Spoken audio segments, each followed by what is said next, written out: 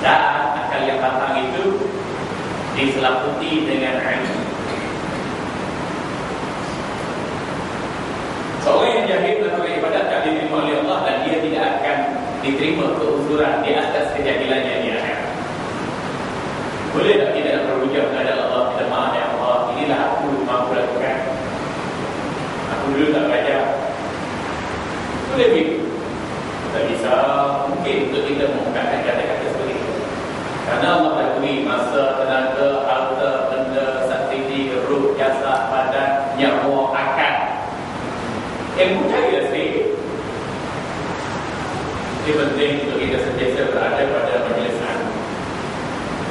Tuan-tuan hadirin muslimin yang dirahmati Allah,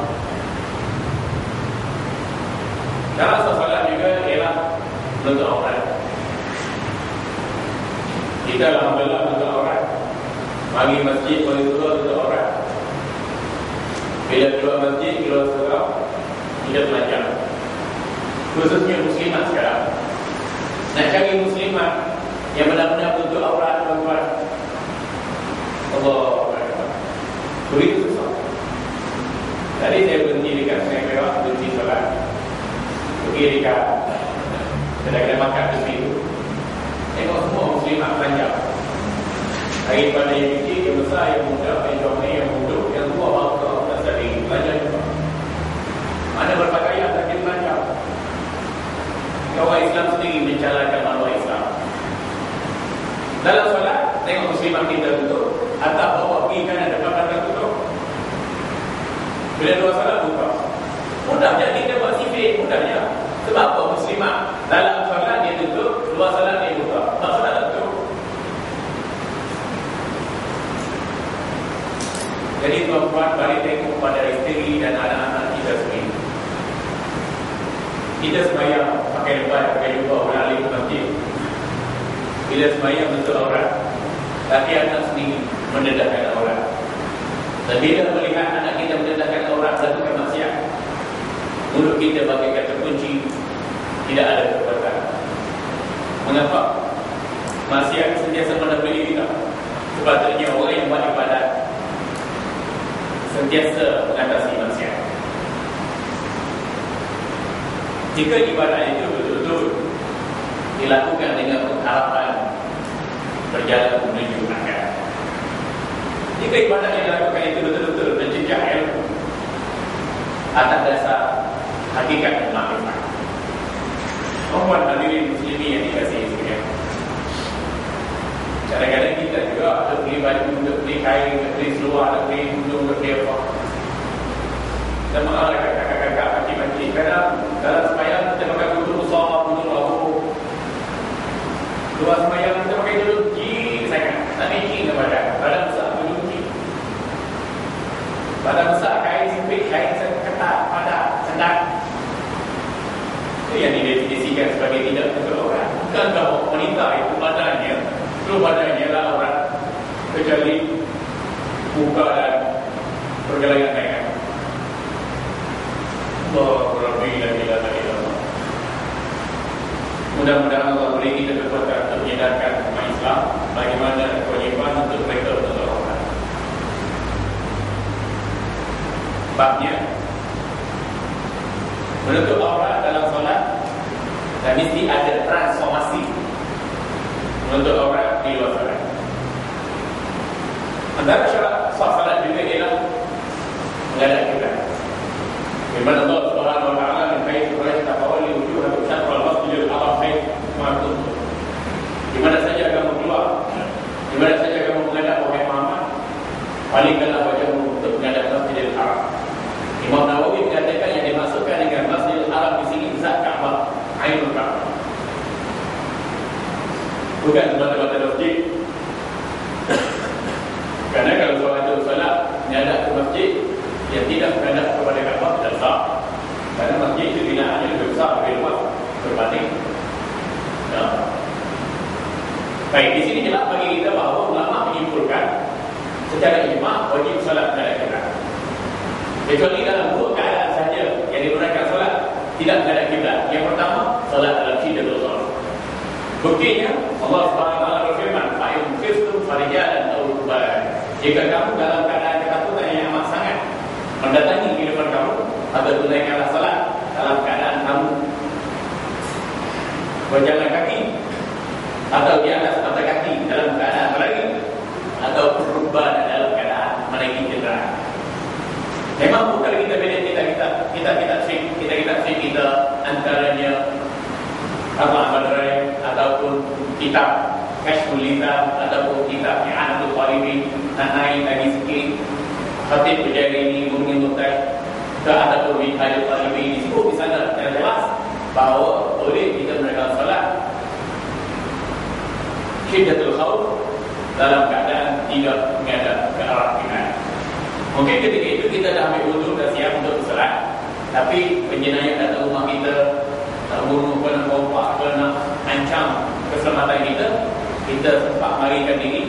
Ketika itu waktu solat dah nak habis, mungkin ada 20 minit, 15 minit lagi, atau kita tetap wajib menegakkan solat walaupun dalam ketakutan yang amat sangat, dan dibenarkan untuk tidak menghadap ke arah kiblat.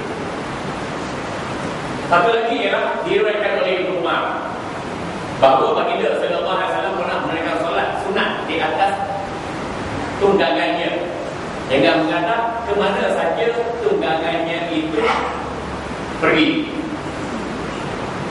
Hadis itu hadis yang sahih dan dijadikan dalil dalam mana-mana kita mazhab Syafi'i dan mazhab yang lain pun boleh menunaikan solat sunat di atas kenderaan walau tanpa menghadap ke arah kiblat.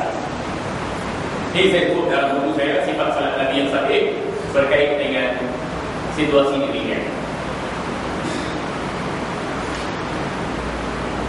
Tapi secara praktikalnya kita melihat dalam negara kita, mana-mana jalan kita nak pergi ke timur ke barat, kita ada perhentian. Di situlah ada tempat kita qada hajat, tempat makan, tempat solat, dan disediakan surau. Dan surau itu dah ditentukan arah kiblat hanya oleh Jabatan Mufti, jadi tidak jadi masalah bagi kita. Afdalnya juga bila kita duduk itu solat sunat dalam keadaan musafir pun dalam keadaan kiblat. Kalau nak juga tunaikan solat sunat ketika musafir ada kenderaan atau bak ke LRT ke MRT ke kapal terbang ke kapal laut ke ada kereta, tak apa. Lagi kita kata salat sunat, dan Nabi sallallahu alaihi wasallam tidak pernah menunaikan salat fardu di atas kenderaannya dalam keadaan megah kecuali baginda turun ke bumi untuk menunaikan salat. Baik, bagaimana pula dengan masalah menunaikan salat di atas kapal terbang atau kapal laut, feri, LRT, MRT ataupun di stesen angkasa lepas? Kalau suatu hari nanti itu cici yang kita nak naikkan ke selepas, bagaimana nak solat? Jawapannya mudah. Kalau memungkinkan kita untuk berwuduk, silakan. Kalau tak memungkinkan kita untuk berwuduk, boleh bertayamum. Fa'ilal tayyibah dan fatayammamu sa'idan thayyiban. Bila kamu tidak dapati air untuk bersuci, maka bersucilah dengan menggunakan air tanah. Baik, yang kedua, yang akan kapal terbang ataupun atas mana-mana kenderaan yang tidak stabil, setelah kita wuduk ataupun kita bertayamum, kita pastikan dulu di mana arah kiblat. Kalau kita naik pesawat Boeing 737 atau 747 ataupun pesawat Airbus 380 besar, nak katakan daripada KLIA kita nak menuju ke Oman ataupun Dubai ataupun Jordan dan sebagainya,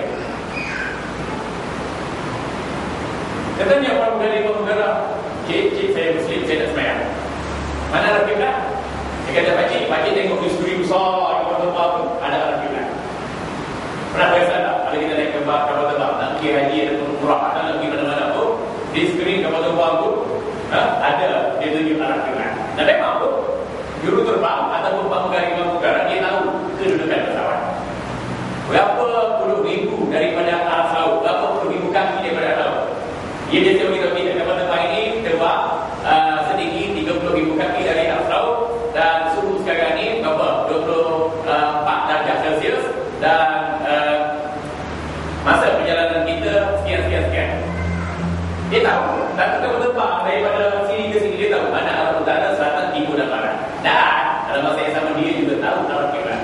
Tak kira kapten juga terbang tu kafir ataupun orang Islam, kita tak tahu. Kerana dia mengetahui posisi pesawat, arah pesawat perjalanan. Atau kelajuan angin sekalipun, kedudukan awan-awan sekalipun, semua itu mereka tahu, mereka menafikan. Dan kita dalam melakukan perjalanan musafir, sama ada kenderaan darat, kenderaan laut atau kenderaan udara, yang paling utama sekali, kita harus tahu bagaimana hendak melakukan ibadat. Bila kita tahu arah kiblat kita secara asasnya tuan-tuan, arah kiblat kita ialah 290, 291, 292 dari darjah utara sebenarnya. Bumi di bulan ada 360 pusingan. Kalau kita bagi 4, 90, 90, 90, 90, 180, 180, 180 campur 2 dengan 360, 360 darjah. Daripada 360 darjah ini 290, 291, 292. Kita ambil 3 darjah. Kerana perselisihan 3 darjah dibenarkan oleh ulama. Kerana perselisihan ini amat kecil. Jadi suka untuk ditentukan kedudukannya. Jadi kita ambil 290, 291, 292. Mana-mana arah. Kalau kita cari 290 darjah dari 360 darjah betul, 291 darjah dari 360 darjah betul, 292 darjah daripada 360 darjah betul. Kalau kita ada kompas, kita cari arah pula 290, 291, 292. Yang kompas tunjuk arah. Kalau kita ada handphone, dalam iPhone tu dia ada kompas. Dia bagi kompas interface. Kita ambil, kita goyang-goyang dia, kita buat macam 68 ini, kita cari 290, 291, 292, itulah arah kiblat. Juga dalam HP pun ada ni. Jadi kalau ada telefon tu, atas kapal terbang, kita boleh buka, kita cari arah kiblat dan sembahyang. Katakan atas kapal terbang tu, pemegari-pemegari yang kafir dan orang kafir semua. Kita pun sorang je. Tetap bagi pelan. Cuma bagaimana nak kata arah kiblat? Kita tanya juga, kita jawab. Di skrin besar kapal terbang pun tidak ada. Jadi kita buka gadget kita tadi, kita bawa kiblat yang kita beli RM20, RM30 ataupun dalam telefon kita tak ada kiblat, kita buka switch mount dia. Kemudian kita tengok arah kiblat, kita goyang sikit-sikit dan kita cari 290, 291, 292. Kalau tak ada juga, kita tak kena tanya siapa-siapa pun dalam tu. Ada ustaz tak ada ulama, kafir yang belakang dia. Tak ada orang. Kita cuba tengok arah kiblat berdasarkan bayang matahari. Itu paling nak tahu. Kerana di bulan November dan Disember, tak jauh arah kiblat berbanding daripada jarak matahari. Dulu orang tengok arah kiblat tu tengok pada matahari. Ya, tapi kurang tepat. Kerana kedudukan matahari, bumi mengelilingi matahari itu berubah. Daripada Januari, Februari, Mac, April, Mei, Jun, Julai, Ogos, September sampailah kepada Disember. Berubah. Boleh jadi berubah sampai 40 darjah. Dia berubah pada 35 darjah, 30 darjah, 15 darjah, 10 darjah, 5 darjah, naik balik 10 darjah, 15, naik balik. Jadi kalau 5 darjah jauh dah naik. Itu paling minimal. Kita tengok arah kiblat berdasarkan kepada matahari. Kalau kita lakukan perjalanan pergi ke tempat malam hari, tak ada pergi ke matahari, kita tak ada cara lain dah. Maka kita kena pastikan kiblat dengan keyakinan kita, ijtihad. Kita rasa. Setelah tidak ada alternatif yang lain, tanya pilot tak tahu, tanya pemegari tak tahu, kita pun tak ada alat, matahari pun tak nampak, gelap semua, maka kita yakin mana arah kiblat. Kerana dia dalam keadaan al-yakin la yuzal bi-syak. Keyakinan itu tidak boleh dihapuskan dengan syak bersama. Baik. Atas kenderaan yang tak stabil tadi, kapal terbang ke kapal laut ke, kalau kita nak sembahyang dalam keadaan itu. Buktinya Nabi sallallahu alaihi wasallam bersabda, "Sallu qa'ila fa in lam tastati' fa qa'ila fa in lam tastati' fa 'ala jambi." Tunaikan salat sambil berdiri. Kalau tidak mampu tunaikan salat, duduk. Kalau tidak mampu tunaikan salat dalam keadaan berbaring. Jadi kapal terbang ataupun kenderaan laut yang goyang seperti kereta api juga, kenderaan darat yang goyang tidak stabil, tetap berdiri, duduk. Karena diri kita tu mungkin lupa, mungkin jatuh, mungkin mendengar, atau mungkin ni macam-macam jenis penyakit ada. Kalau tinggi ke mungkin mana ke apa ke semua sekali, takut jatuh ke dalam kemudaratan, maka duduk. Kita duduk, jaganya duduk macam jenis cara. Duduk yang pertama, duduk macam istirahat, duduk macam tahiyat pertama. Kalau kaki sakit, kena aktiviti ke apa semua, boleh kita duduk pelunjuk, macam tu, duduk pelunjuk. Duduk pelunjuk pun ada komplikasi juga, ada sakit juga, ada masyarakat juga. Boleh duduk macam duduk sila, tidak masalah. Contohnya macam ni, dia duduk, kemudian kita takbir Allahu Akbar, takbir untuk ihram. Allahu Akbar. Ni sunat kita buka tangan sikit, takbir ihram sunat kita buka tangan, jari jemari sunat dibuka sikit. Takbir ihram ada dua cara. Yang pertamanya kita mengangkat tangan kita hampir-hampir kepada daun telinga dan lapak tangan kita menghadap kiblat, jari jemari kita bukakan sedikit. Satu. Yang kedua, takbir ihram kita mengangkat serta tangan bahu. Kerana Nabi sallallahu alaihi wasallam yarfa yadayhi azza mankibain. Nabi sallallahu alaihi wasallam mengangkat kedua tangan ketika takbir ihram, yang mana kedua tangannya bersamaan dengan kedua bahu kita yang mulia. Jadi, satu cara ini kita takbir ihram Allahu Akbar. Satu cara lagi ialah kita tertentang ini Allahu Akbar. Ada muslimat dan ada takbir Rasul ihram muslimat ada, takbir muslimat ada. Takbir tiga lelaki setentang dengan baru. Ada setengah orang dia orang takbir, lelaki takbir macam perempuan. Kita nak jadi perempuan ke apa? Kita takbir Allahu Akbar, Allahu Akbar. Ini kan ada. Ini tadi setentang dengan baru. Itu salah memahami sunnah baginda sallallahu alaihi wasallam. Hukumnya makruh, dia mengatakan salat. Baik. Apa yang paling penting takbiratul ihram ialah diucap dengan mulut. Yang nak dikira takbiratul ihram sebagai rukun bukannya angkat tangan itu sunnah. Kalau kita seteruk tak angkat tangan, tak apa takbiratul ihram. Sakit tangan ke patah tangan terseliur ke ataupun luka apa, angkat tangan tak apa. Tapi yang dikira takbiratul ihram ialah mulut. Minimalnya orang yang bersolat mesti mengucapkan takbiratul ihram paling minimal.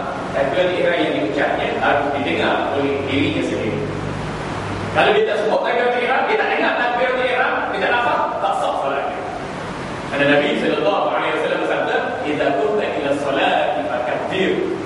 Bila kamu berdiri tegak melakukan solat, maka takbirlah takbiratul ihram. Takbiratul ihram tak ada lain kecuali Allahu Akbar. Kalau dia sebut Allah Rabbi, Allah Rahman, Allah Karim, Allah Jalil, tidak sah sama sekali. Perhatikan, di masjid kita di surau kita terutama hari Jumaat atau yang sama dengan acara besar yang lain, jemaah kita depan kita, kanan kita, kiri kita, bila takbir ihram dia sebut Allah, senyap itu tak sah. Dia sebut Allah, dia hanya mengucapkan lafaz zikir mufrad Allah, kata nama tunggal bagi Allah, tapi dia tidak dikira bertakbir ihram, maka solatnya tidak sah. Kalau dia teruskan solat juga, itu hanya gerakkan tubuh badan dan pakaian saja, hakikatnya dia masih lagi belum menunaikan solat.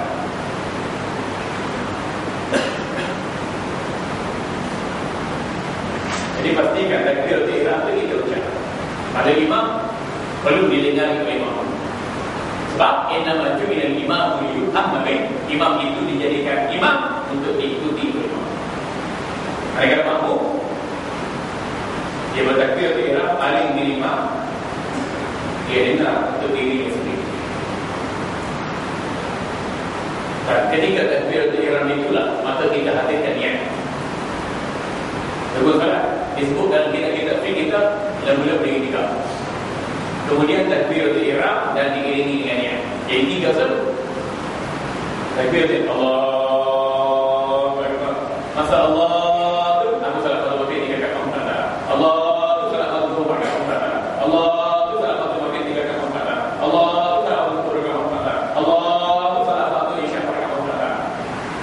Lintasannya niat ini lintasan hati atau niat ini kandungan isi hati. Niat ini bicara hati. Itu niat.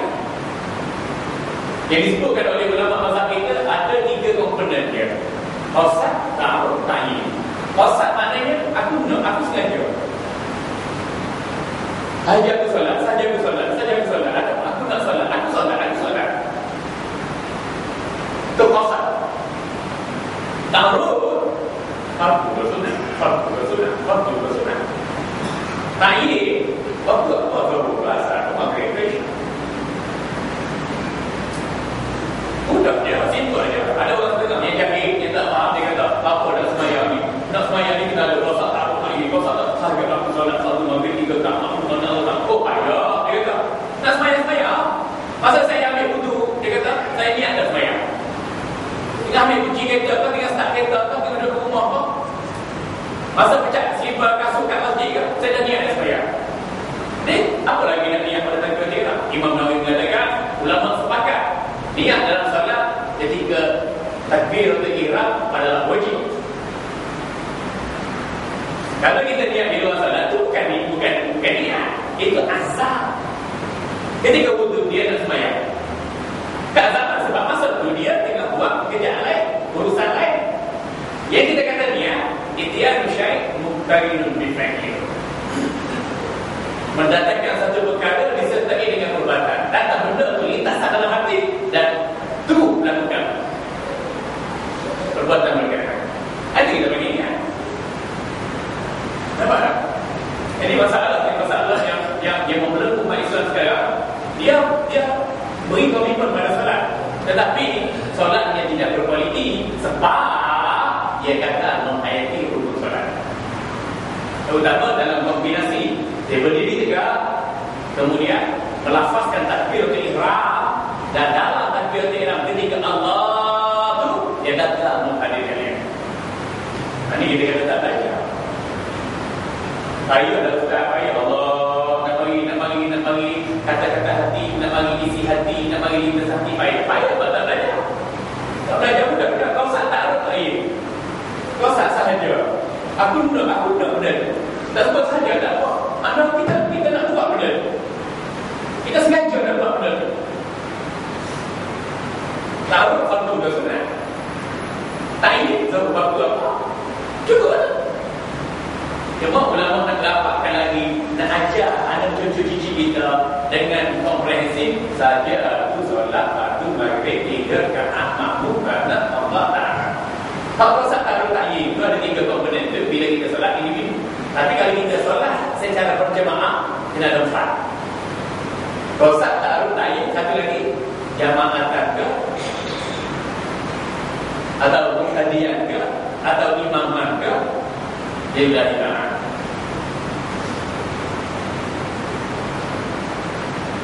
Tuan-tuan hadirin muslimin yang dirahmati Allah. Apa juga dalam kita menegak solat atas kata akhirat tadi. Bila kita takbir Allahu Akbar, sunatkan tangan. Sunat kita ceraikan tangan kita masa takbir ihram. Sunat telapak tangan kita menghadap ke arah kiblat. Banyak dalam sunat. Itu sunat hai. Bukan haiku, haika. Haiku itu misalnya sunat haika. Jadi banyak kita buat benda sunat dan sunat. Nampak tak? Baik, kemudian kita doa iftitah. Doa kita sudah. Kalau kita baca Fatihah, ada tempat lagi nak baca doa iftitah? Sudah tidak ada. Karena dikatakan doa iftitah habis bila kita sudah membaca Al-Fatihah. Kalau dia ulang baca doa iftitah setelah dia membaca Al-Fatihah, maka hukumnya makruh. Dia telah baca solat. Jadi kita baca doa iftitah, kita menghayati iftitah. Kemudian kita tahu baca ta'awuz ma'udzubillah minasyaitanir rajim itu sunat. Kemudian kita baca bismillah mula dengan membaca Al-Fatihah. Habis Fatihah sab'ul masani wal Quran nazim itu 7 ayat yang berulang-ulang merupakan Quran yang aku diturunkan pada Nabi sallallahu alaihi wasallam. Kita baca dan dijadikan inti bagi solat. Dan perkara yang paling menarik dalam solat, kita tak boleh tinggal akidah. Ihdinas siratal mustaqim. Mula Fatihah 4 ayat pertama akidah. Bismillahirrahmanirrahim akidah. Alhamdulillahirabbil alamin akidah. Ar-Rahmanir-Rahim sifat Allah akidah. Malik yaumiddin akidah. Apa itu akidah? Ihdinas siratal mustaqim baru masuk syariah. Maknanya akidah yang sahih, akidah yang benar, ada pertanda yang kukuh dengan ibadat yang sahih. Barulah kita hidup di jalan yang lurus. Bukannya jalan maghdub, jalan yang diberkahi oleh Allah, bukan pula dhalin, jalan orang yang sesat dan menyeret. Jangan harap tanpa akidah yang benar, jangan harap kamu dapat melakukan ibadat yang betul. Tanpa akidah yang benar, tanpa ibadat yang betul, jangan harap kamu ada pundi pekerti yang mulia.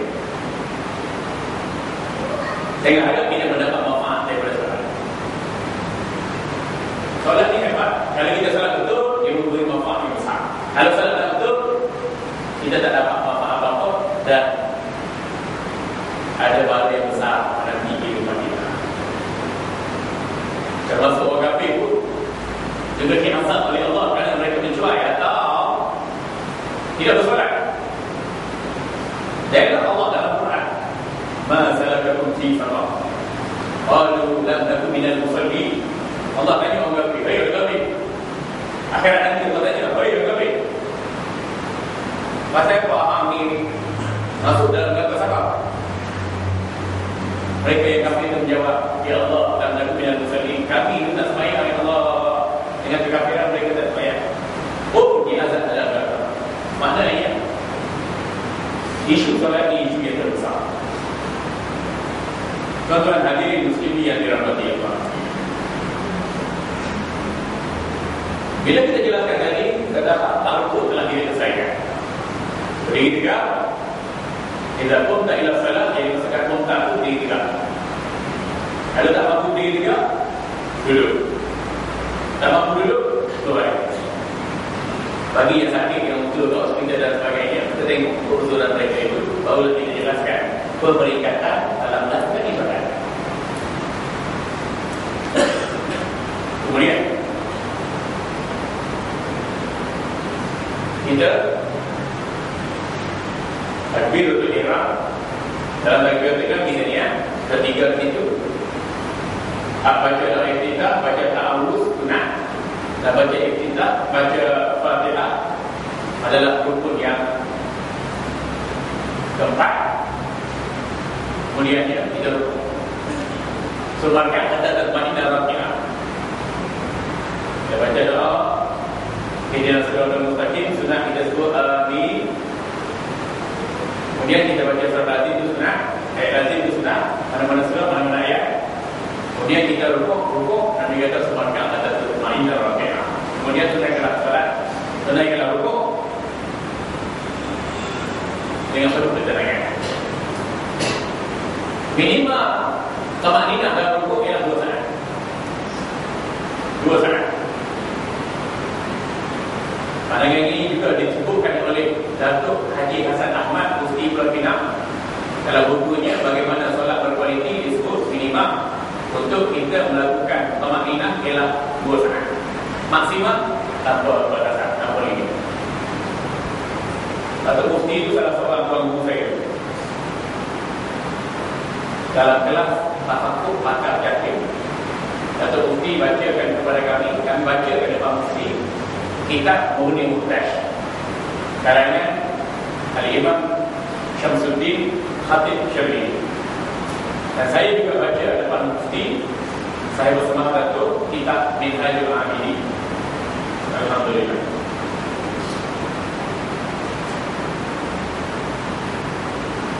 Tuan-tuan hadirin yang dirahmati Allah, kalau kita tamakninah tak sampai 1 saat, tak sah tamakninah.